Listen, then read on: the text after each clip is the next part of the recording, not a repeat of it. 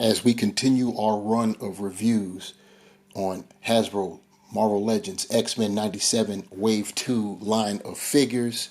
Today, we'll take a look at the clone of Jean Grey, Madeline Pryor, otherwise known as the Goblin Queen. Let's get it.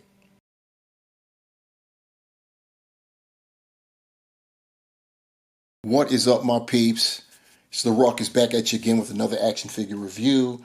Like I stated in the opener, we are moving right along with the Hasbro Marvel Legends Wave 2 of X-Men 97. We are now up to Madeline Pryor, aka the Goblin Queen. And you see what we got going on. It is not the Goblin Queen that we would have preferred, like what was first offered back with the Engine of Vengeance HasLab project from, was that 2022 already? Wow. Yeah, that's crazy. It's been that long. Time really goes by, but let's keep it a stack. That Madeline Pryor wasn't even what we really wanted, but it was closer to what we wanted than what we have here. But we must keep in mind, this is an animated based figure. So this is how she's going to appear in the series. Dare I call it a cartoon? And obviously they're not going to get but so risque with it. So it is what it is. We see what we got there on the retro style carded packaging. In the blister, we've got the figure as well as the accessories, and you can see what's going on in that our upper right as we look at it. You see the illustration of the Goblin Queen. Turning to the back, we have the figures in this this wave. This is wave 2. We've got the 6 figures that are in this wave, and you see the digital render of Madeline Pryor, the Goblin Queen. Taking a good look at the Goblin Queen, 360-degree visual. You can see a very nice figure. It is, we've got the modern style buck, shriek body. We've got pinless knees, elbows, and one thing we do have, and it's necessary because it is the Goblin Queen, we do have the heeled booties there. So it does make her a bit problematic to stand. And then you couple that with that cape, which is nice. The cape is nice looking, can't front.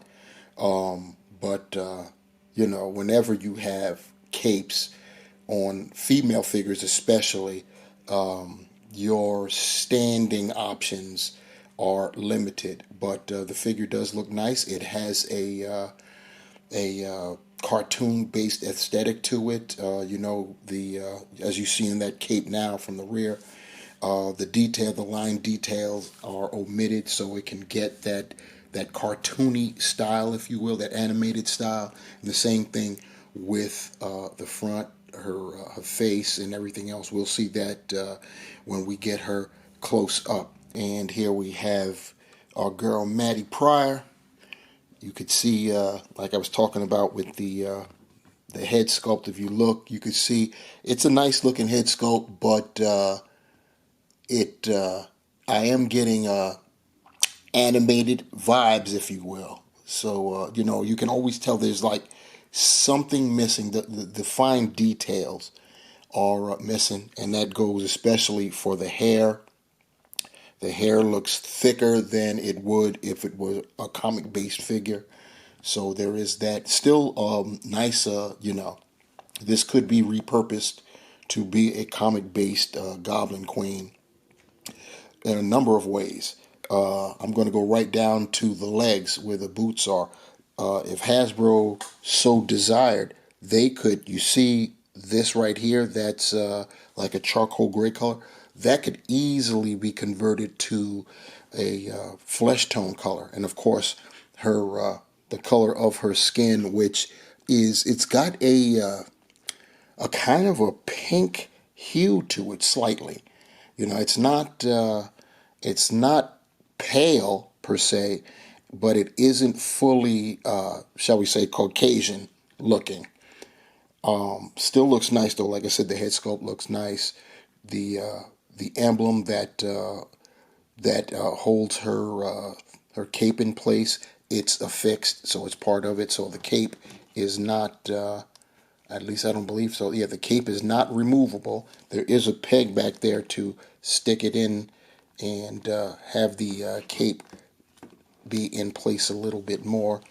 Just basically a black figure. The cape, speaking of, you see it's got the red and it's kind of a soft rubbery plastic that is, it's not going to be, you're not going to be able to pose it. It doesn't like bend or anything like that, but it's got the nice red going on. Fingernails painted black, so pretty nice. In terms of the articulation, her head is on a dumbbell, and because of that hair back there, you're not going to be looking up. She can look down that much, as you can see, and once again, because of the hair, she can go left and right with it, but it's going to be problematic because of the hair. But you still get the range that you need from it, that's for sure. She can T-pose with her shoulders. She can technically 360. The hair is going to get in the way. She doesn't have butterfly joints, so that the rear back is not really going to be happening. She has bicep swivel, double jointed pinless elbows, swiveling wrists that hinge horizontally. She has a diaphragm that you're getting zero going forward. She does go back a ways, though, as you can see there. She can arch her back. You can get left and right, and of course you can rotate. Hips go out that much. You can get almost 90 kicking forward, back just a little bit. Her thigh cut, believe it or not, is further down than normal. So this is a modified body, at least the legs are. So she does get the swivel, but it's further down the thigh. She's got double jointed pinless knees.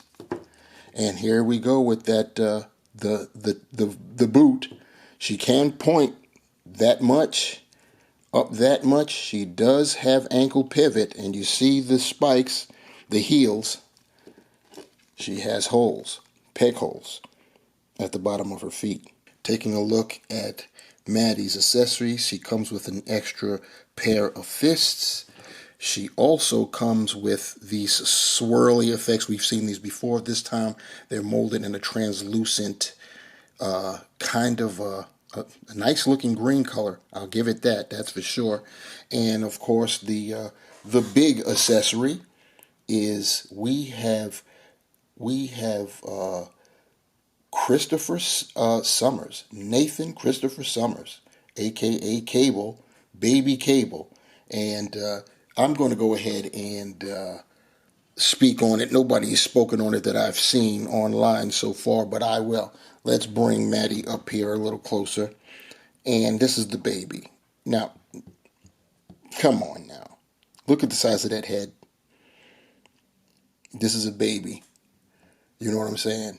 I mean, our boy Nate really grew into his head, I would have to say, but still nice. We've seen this before. I believe this is the third time this prop, if you will, this baby has been used before.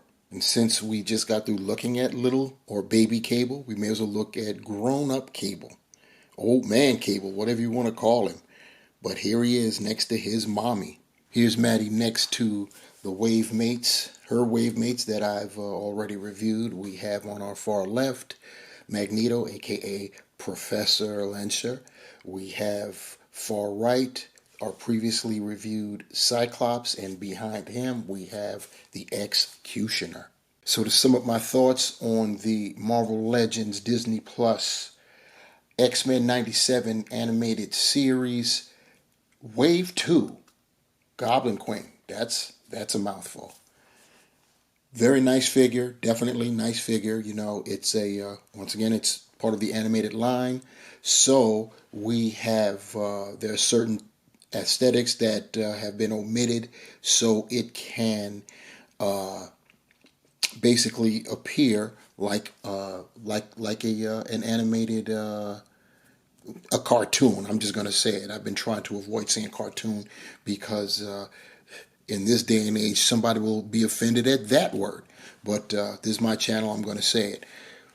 A cartoonish, appearance, and I think it does work. You know, a lot of people with these figures would probably like to incorporate them in their mainline setup, and the likes of Magneto definitely can do so. I think that Magneto looks like a bona fide comic version.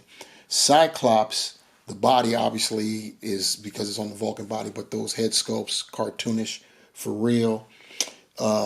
Executioner, because he is missing that detail. It does look like it's meant for cartoons, but he looks like Executioner, so I have to give that figure that. Now, as for Madeline Pryor, aka Goblin Queen, excellent figure. The aesthetics, they do make it look like it's a cartoon based figure.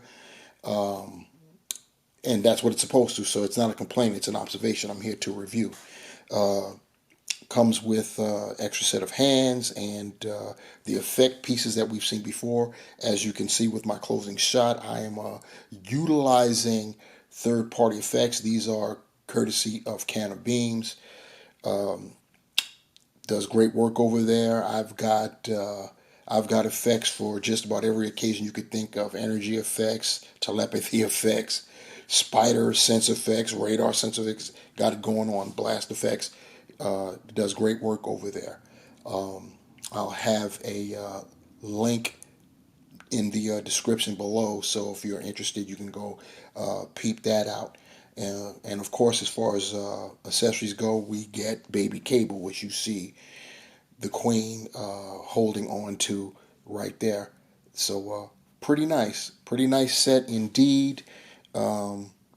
I can't lie, more accessories than we normally get with retro or even fully packaged figures these days. So beggars can't be choosers. You know, we got those effects that we've seen before, but at least we got them. And a second set of hands and Baby Cable. So, hey, like I said, beggars can't be choosers.